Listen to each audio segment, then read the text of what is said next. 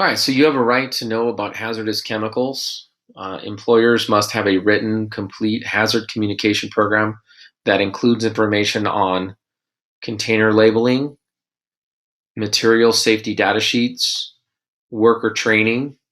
The training must include the physical and health hazards of the chemicals and how workers can protect themselves, including specific procedures the employers have implemented to protect workers, such as work practices, emergency procedures, and personal protective equipment.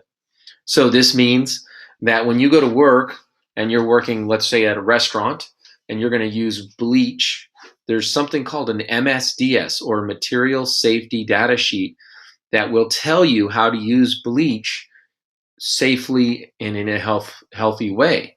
Your boss will have a binder or something like this, what you see here on the screen, that is at the workplace where you can access those documents and read through them so that you can be sure that you're using the chemical safely. That's what an MSDS is.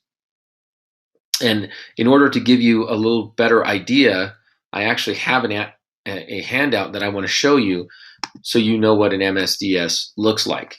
Here's a very common chemical that we use all the time in the shops. If you're an auto mechanic, you've seen it. If you've ever worked on your bicycle, you've seen this. This is WD-40.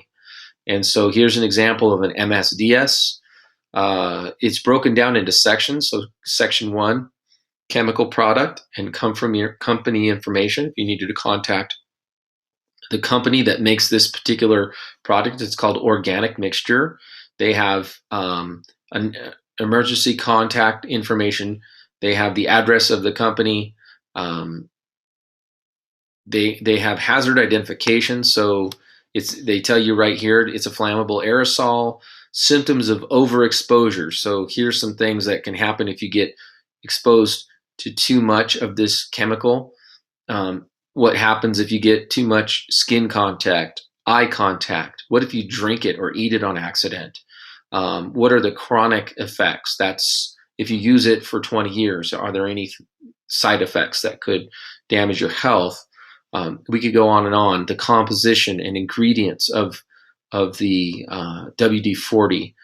First aid measures, like what do you do if someone has swallowed it, or if someone's come into contact with the chemical? How about if it catches on fire? How do you fight the fire? Accidental release measures. If you get a large container of WD-40 and it spills all over your floor, how do you clean it up so that you're safe and you're not going to danger yourself or expose others to danger? Handling and storage. How do you store it? I mean, the information on this thing just keeps going on and on. You can see here the physical properties, ecological information, disposal considerations if you want to get rid of it. It just keeps going and going. So you can see that this is a typical MSDS. It's 4 pages in length, and it handles the safe use and first aid measures and everything of this particular chemical. For every chemical in the workplace, there's a document just like this one that's meant to be there for you, to protect you, so that you don't hurt yourself on the job. You have a right to information about injuries and illnesses.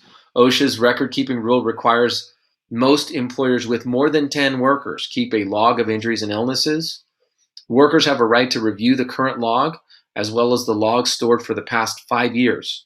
Workers also have a right to view the annually posted summary of illnesses, injuries and illnesses. It's called the OSHA 300A.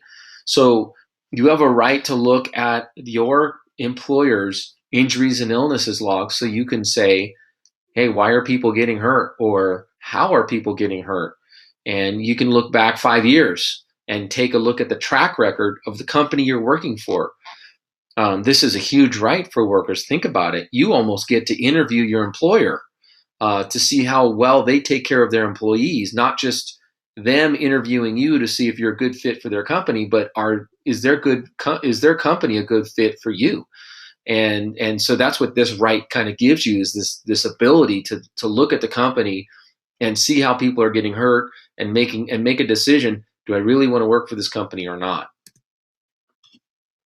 You have a right to complain and request corrections. So you can go to your boss without fear of being fired. You can go to your boss and you can say, I'm afraid to go up in this elevated position. I'm up over 10 feet and I have no form of fall protection. I'm worried for my life. I don't want to do it. Can you please provide some fall protection? That is your right as an employee to request that. Now, you'll notice here that it says, as long as the complaint is made in good faith. And that means you're not just trying to get out of work. You're not trying to milk it or find a way around working so much as it is just you want to make sure that you're safe while you're working, and that's all you're asking for is just safety. Then you're going to be in good shape. You have that right, okay?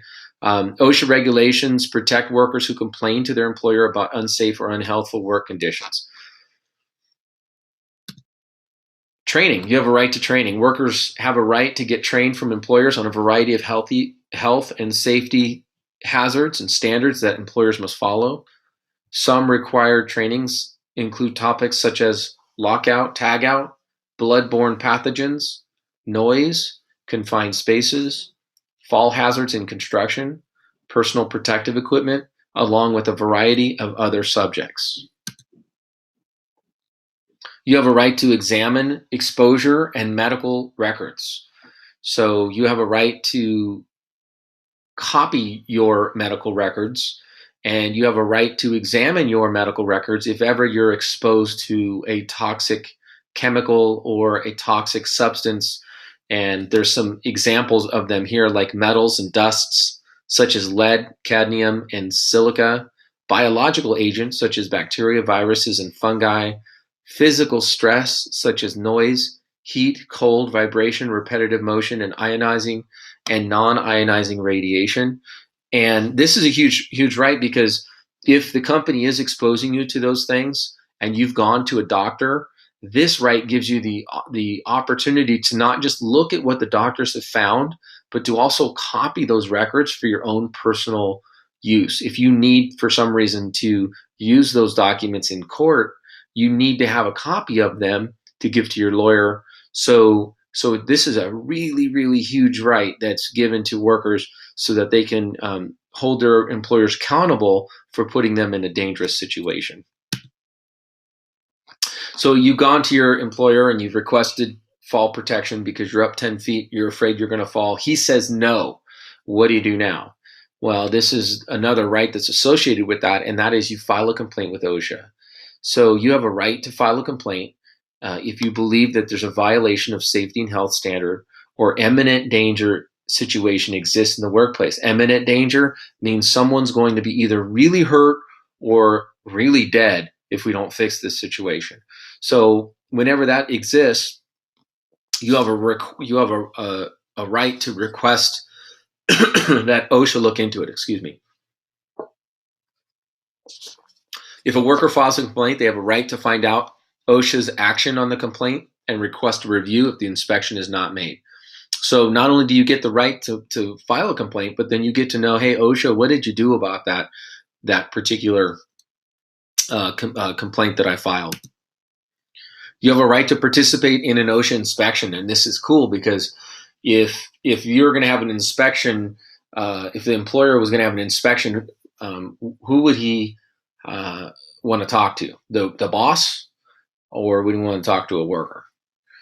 If I was an OSHA inspector, I'd say, hey, let me talk to the workers, because I think they would be the ones who to be the most truthful about the dangers that exist on a job site. So it says here, an employee representative can accompany OSHA and an OSHA inspector. Workers can talk to the inspector privately, so you get to go away from the boss and have a conversation.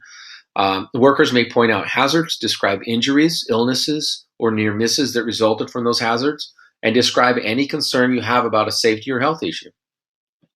Workers can find out about inspection results, abatement measures, that just means how to solve safety issues, and may object to dates set for violation to be corrected.